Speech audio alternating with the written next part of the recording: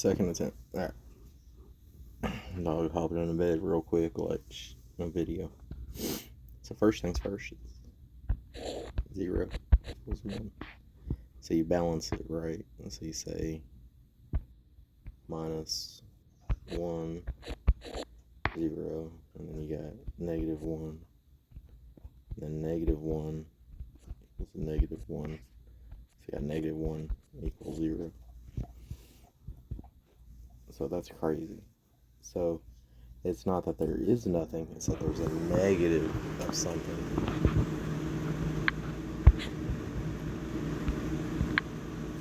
And then let's say it's a total sum anyways, right? Where are we at on this? Okay. And then we can get real fast. Let's see. The most recent thing I was learning was the string. I was trying to understand it. So you got one layer, second. So pretty much it just keeps on getting bigger and bigger. So what you have is each one being resonant frequency. Because it's string. That you get power from this and it goes to this. Whether it's the negative from right here to positive to negative. And it moves up, it moves down. So what it is you have your, I'll call it the black subatomic, because it's like a black hole, which that's what we're looking for what was that, FTL, computer networking of long distance, faster than light. So you got your black subatomic particles, you got your subatomic particles, your quarks and all the other bosons and all that. Then you got your atomic particles, which is your protons, your neutrons, your electrons. And then you have all that, and you have your collection of elements, right? And you say Earth, universe, 1. Say universe 1. And then say you have a multiverse, and then it's collection like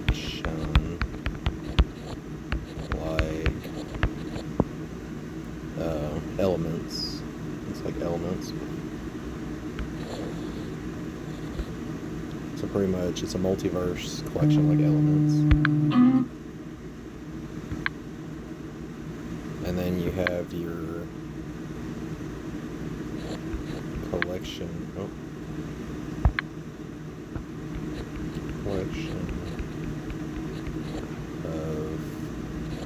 multiverse system. So it's a system. So you have like the black subatomic, which is like a black hole. You have your subatomic, which is the particles, like a Higgs boson, which is the stabilizing and the destabilizing of the atoms, and what defines what protons and electrons and neutrons will be, and how they are quantumly entangled to each other, and how it builds up.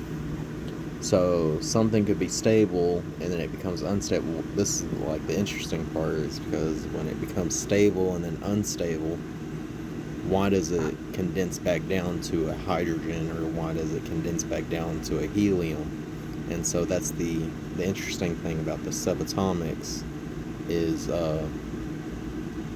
that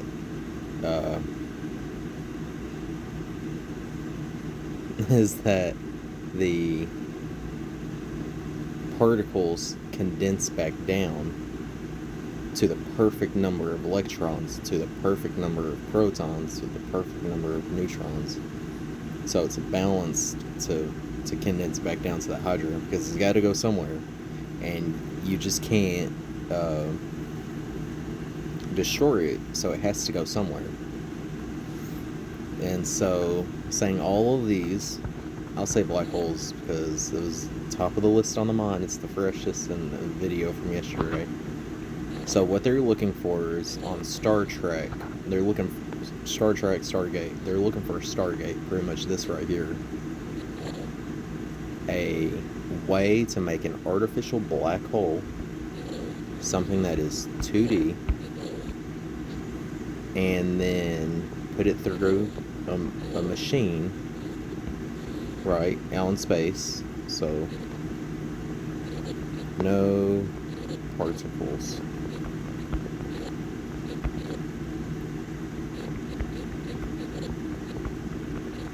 So no particles from list. So all of this is excluded from this space. And so no particles. And they're looking for a way that you can take an object and break it down particle by particle. So 2D form. Splice it up, splice the human. So you splice a human from 3D down to 2D. Substance and materials, signals such as binary signals, pretty much binary signals, because when it comes down to it, all you're ever going to have is binary signals. And then to have it move faster than the speed of light, because once you break it down like that, there's a vacuum in between, and nothing will afflict this unless it comes from another direction. So that's why it's like, it's impossible, right? That's why it's impossible. Besides the Hawking radiation, well, I'll get back to that in a minute. And so once it gets on this side, all of this slowly condenses back down, so you eventually have your solid lines again, and then 2D to 3D.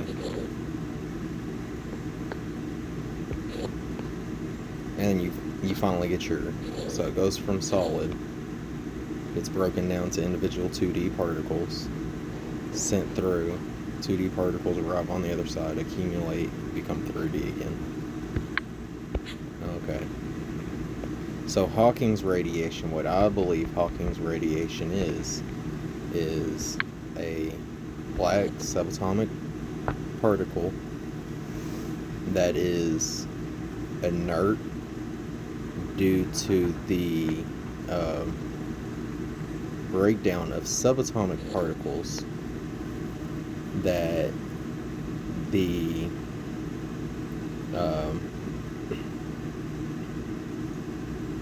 they say quantum entanglement, which could be, but like a universe, like the another universe, like it shoots off to another universe or to the middle of a star, and then so that's the thing that keeps everybody guessing. It was, where does the stuff in a black hole go to? Where does everything actually go to besides the Hawking radiation? So I was like, to be able to get to that faster than light, you need Hawking radiation, because you need to find the subatomic materials that Hawking radiation will either add energy or take away energy, or will have an influence on the flow. Because once you find that subatomic particle that has influence based off of Hawking radiation, then you can find out what the Higgs boson, pretty much a Higgs boson, what the Higgs boson would be for the effect of it. Like what particle gets taken out of the black hole that leaves Hawking radiation. It's inductive reasoning that leaves the Hawking radiation. But and then that's the crazy part too, is how do you know that all of Hawking radiation is the same? Uh, and so we gotta send a quantum computer to a black hole and then see how it afflicts it. Have a quantum computer that literally has a probe at the end with a stick and a probe at the end, and out of every single probe and stick, it would have a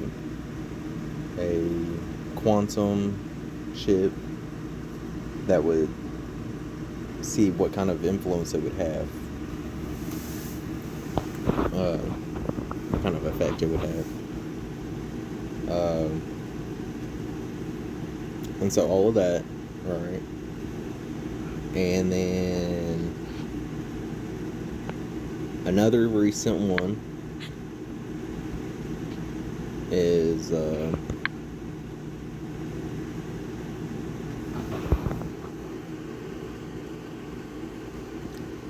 well, yesterday I was looking at I was drawing on top of my cooler. Just drawing random stuff. And so I was like, it's a diode. The little picture I made, the entropy is a diode, that you got your teeter-totter of balance, right? You got your balance, and then you got your compressor. You have your energy to run the compressor. You got your compressor that runs.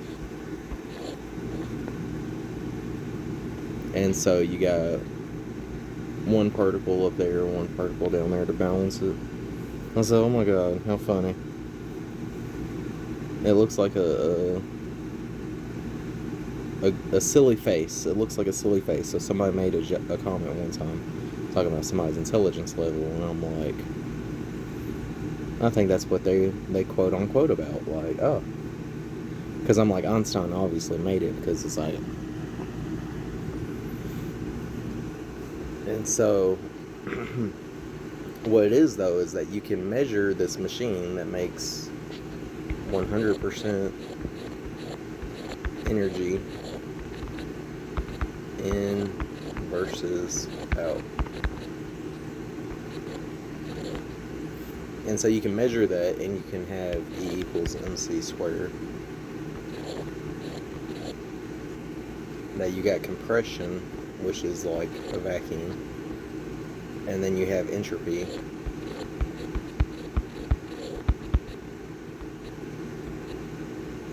and so entropy, and then you have a vacuum, and then you have this whole system of a universe, pretty much a universe, a machine. So you have a singular universe. The problem is that you can continuously add to it. So since you can continuously add to it, it's this right here, right? What is that, you know? And so,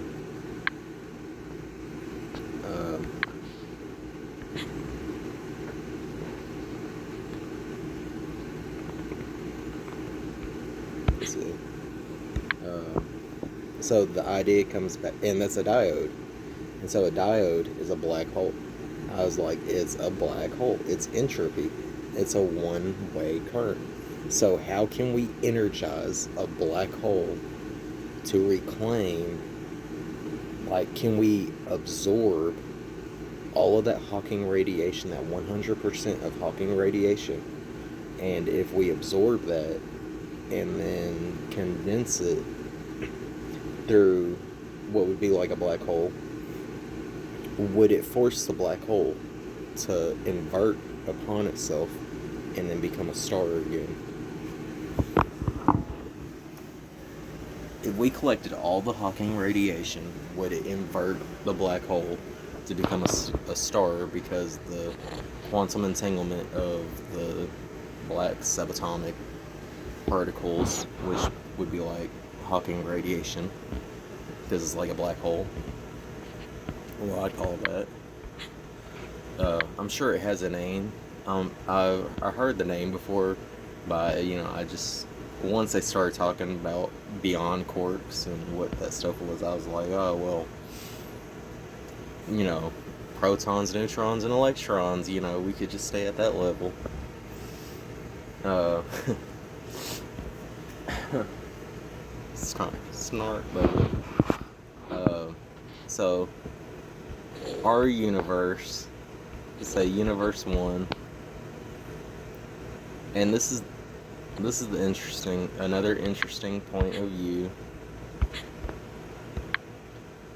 that you think of a wave, because we're always asking, well, where does gravity and all this stuff come from? So you can say universe 1, universe 2, universe 3, universe 4, universe 5, and pretty much indefinite. And so this universe is at that level, at this level right here, and it is the total sum of our current bubble of like a universe. And so is this like where because entropy is like a capacitor.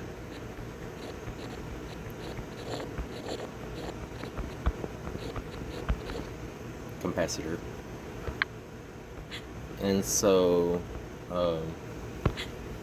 this is 100. This one is 100%. This one's 100%. This one's 100%. This one's 100%. And this one's 100%.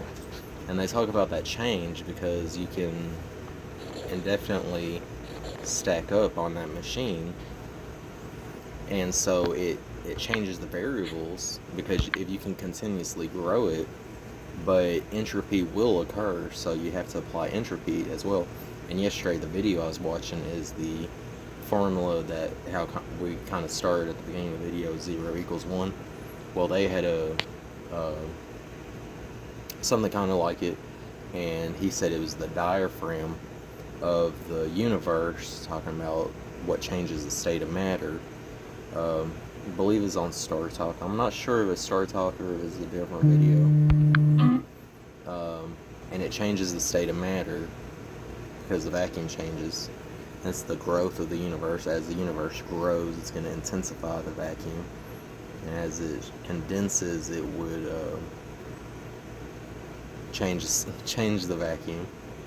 And so things would get hot, things would move faster, things move slower. And so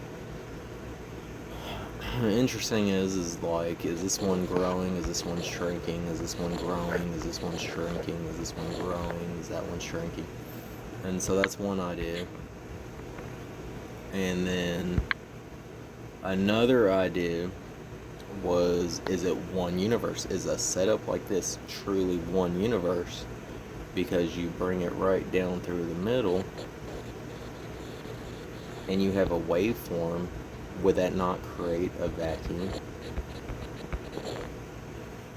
And so we have all of this space being some type of matter, a singular type of matter. We think of a vacuum as being nothing but 0 equals 1, and -1 equals 0. So is it that there's nothing there, or is it something there that's antimatter, right? And so is it a vacuum created in these universes? Because right here between these universes is where you have that fourth dimension in string theory, that this universe is connected to this universe because it is separated, but it has this singularity, right? Like an angry bird. It has a singularity that moves from this universe to this universe like a black hole. It's got to go somewhere. So does it go to a star? And then an idea like this is this waveform would, constantly have a flow of energy. So are we like riding a wave of antimatter, and then it's like, well, what's the other giant subatomic, black subatomic, or state of matter. Are then is the question is our universe in this vacuum, and this point in the vacuum is the only place the universe exists? Is this one universe?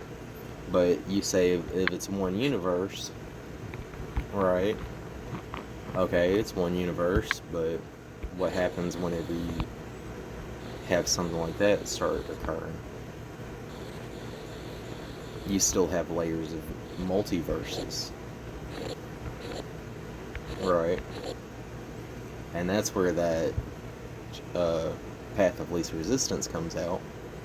And that's where the idea comes out that you're not being pulled in a 2D form, you're being pulled in a 3D form. And so the fourth dimension is really a fifth dimension, right? Because you're not just being pulled in a 2D form.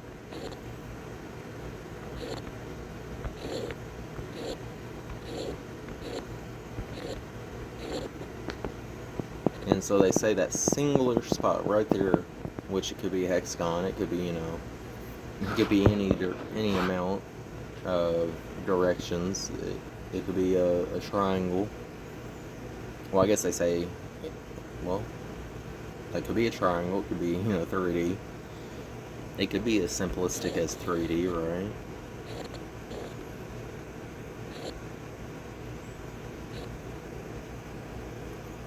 You got your protons, your neutrons, your electrons. And it could be as simple as a 3D. Anyways, so we're not just being pulled from 6 sides, is the idea. We're not just being pulled from 3 sides. Might be, because it seems like, break it down at this level, we might be. We're being pulled from every direction. So when you think of the universe being like that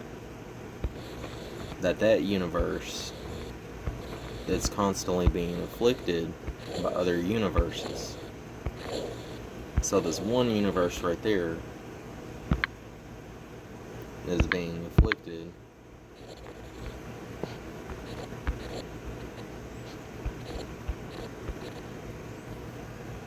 and then you start seeing the rest of it, right?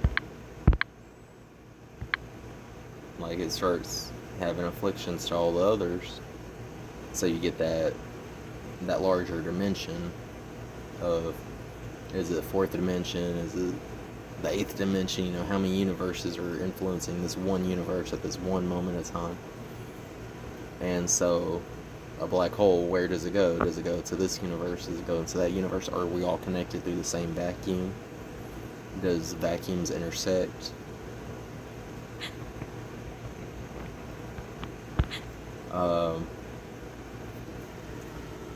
Ready for work. Made in America. And then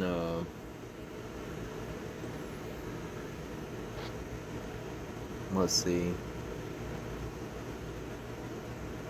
I think that's about all of it lately. That's my most recent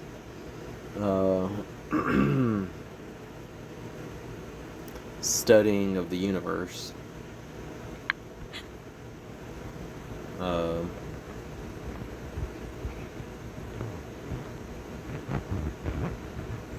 And string theory, that at what level, does that resonate on pretty much. Like, is this atomic and below, and is this universe, multiverse, and multiverse above. So that's string.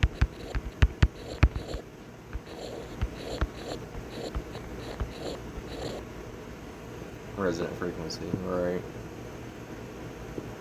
That's my idea of string theory. When I hear string theory, this is how I broke it down to the thought process. Um, and then let's see.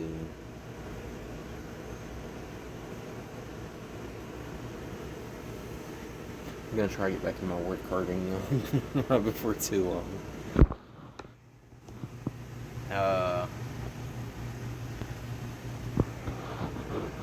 Let's see. I got my notes because I got my whiteboard of all my crazy thoughts lately. Thinking it out. I want to go look at it.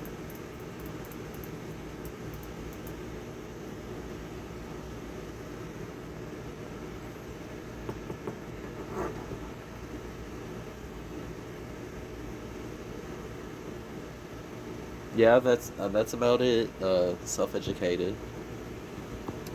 Recent discoveries. I seen the Gemini update. My God, if you ain't seen the Gemini update, check that out. It has video functionality for free that you can you can have the camera on and you can have live interactions with Gemini through the camera. Yourself, something you're working on, you can put it on a tripod. You can say, what is this? What is that? How would I fix this? How would I fix that? Should I plug this into this? Should I plug it in like this? You can ask it to make 3D models. So I put my little machine. So the most recent one is the wheel. That's the most functioning one.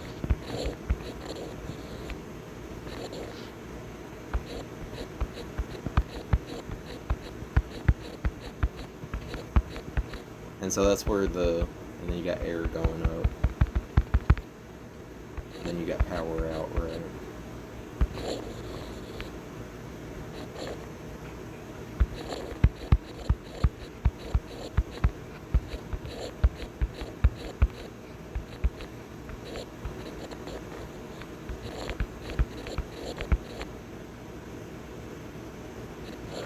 you got the plug.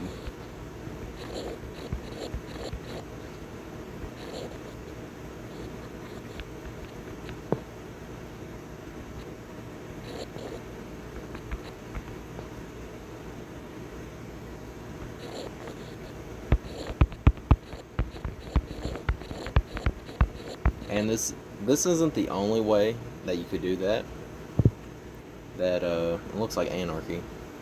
And so this is a machine that you can measure the universe, and you can measure E equals mc squared, and you can know the by ratio the current size of the universe. That you can measure the current size of the universe, but since they say that it has a diaphragm to it, that you'd be able to continuously measure which I don't think, well, I guess as large as it is, you probably would be able to notice a change.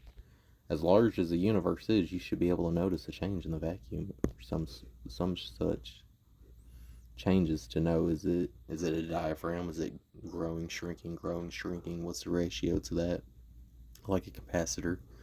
And then also at the same thing, this is where it gets me at, is that is our universe, so say all these wavelengths, right? Are we in a star? Are we inside a giant ball of plasma? And I say that because we're like DNA, right? And this is where I'm getting lost at, because I'm like, I forgot. And so you have all these ideas, multiverses right there. Eventually, this 100% will go through entropy. And through the courses, our goal in life is to survive this universe and make it to the next. To survive that universe and make it to the next. To survive that universe and make it to the next. Whether that's going backwards or forwards. Oh God, did we pick the right universe direction? Anyways, right. And so, entropy will occur. They say without a doubt, all things must come to an end. So, This is 100%, 100% of knowledge of all things. I say, what is the purpose of knowledge? Why do we have intelligence? Why is something as stupid as the universe, right, have no function of intelligence? Like, you just can't talk to the universe. Why something as stupid as a rock, you know, you better watch out, because, some people say that's a belief. Lost, the episode of Lost, the island doesn't want to die. And so, this 100% eventually is a selected, a natural selection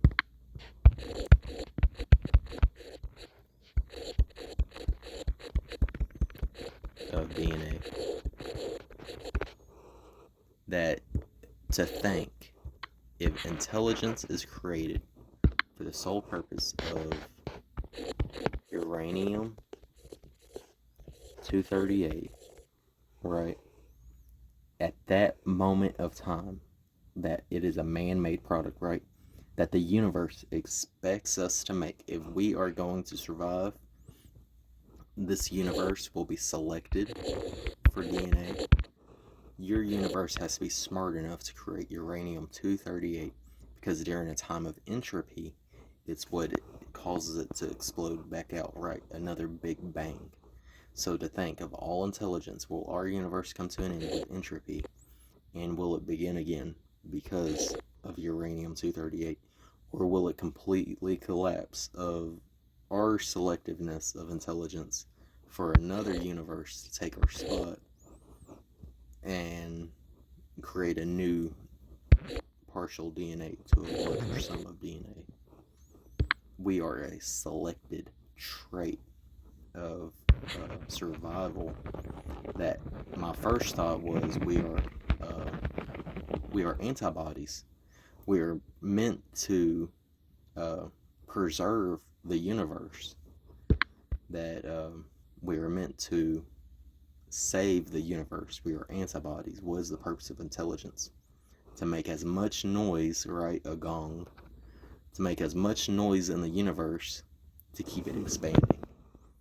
And then, but the crazy part is, what if we're inside this ball, like an egg? We're sperm inside an egg, right? We're sperm inside of an egg, and the universe will eventually come to its end, because it's going to be an inverse of natural reproduction, and so, like a star to a black hole.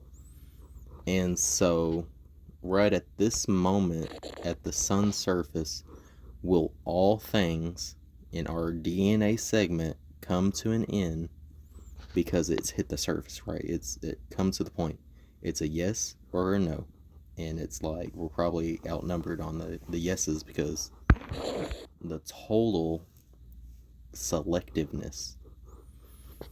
And so you get to that black hole, you get to that sunspot, and that uranium 238 might be the key factor of making it out of that ball of plasma to just exist on a sunspot, not even to exist in a true conception way, like a zygote, to exist as a zygote on the surface of the sun.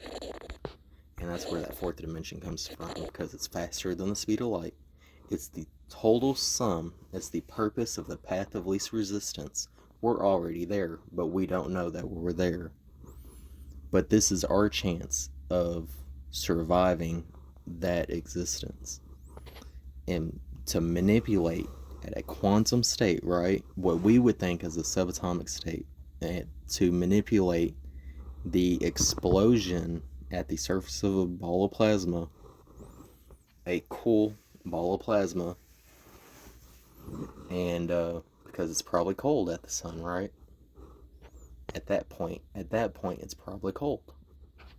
And then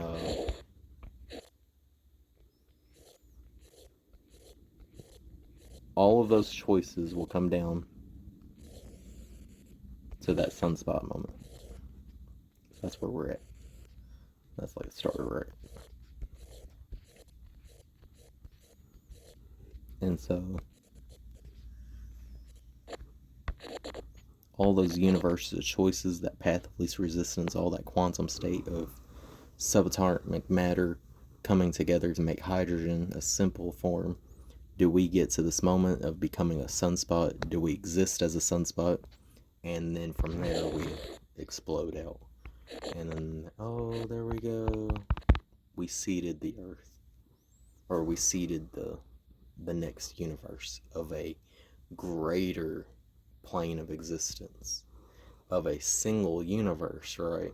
But on a greater plane of existence. Some would think like the fifth dimension, the 10th dimension, whatever numbers right there played out to get to this one dimension. And then that's the string theory, is that because somebody is standing in this dimension looking at this sun,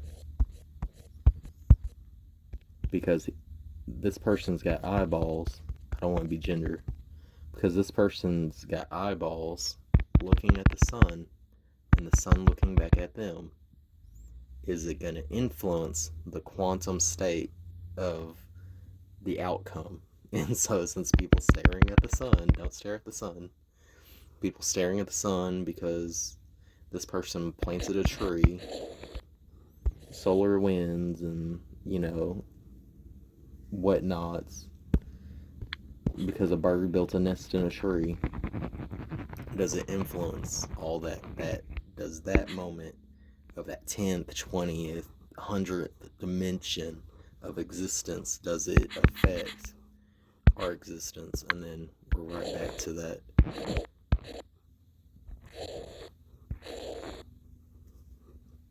one going up, one going down string theory. That is absolutely crazy. But that's my current, like, wow, AI is going to take over everything.